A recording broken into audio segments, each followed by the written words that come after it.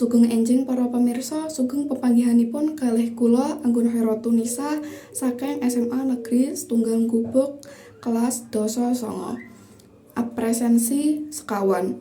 Ing pawarta dinten niki kula ngaturaken pawarta kang akurat lan aktual.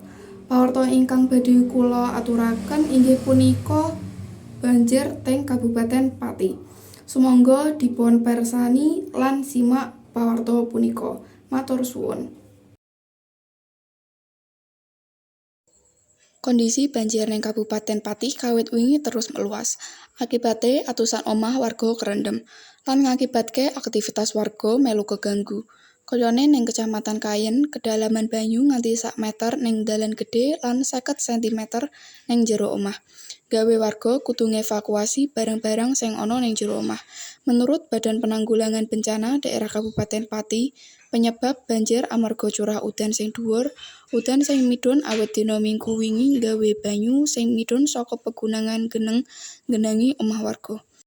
Banyu mulai nggenang ning omah warga awit jam 12 bengi. Sudah sejak kapan nih, Pak? Dari jam 11 kemarin siang sampai sore sampai malam sampai pagi. Jadi banjir kayak gini sampai kayak gini Mas. Ketinggian airnya sampai berapa ini? 1 meter lebih kayaknya.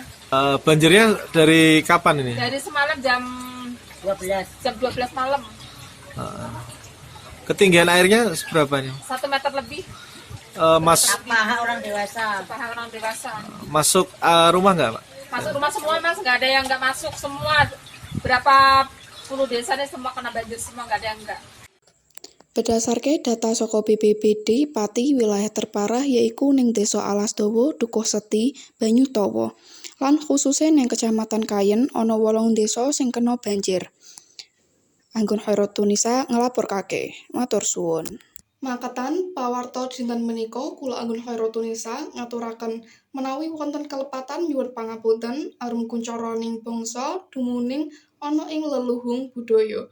Mugi rahayu ingkang sami pinanggih. Matur suwun. Sugeng enjing. Wassalamualaikum warahmatullahi wabarakatuh.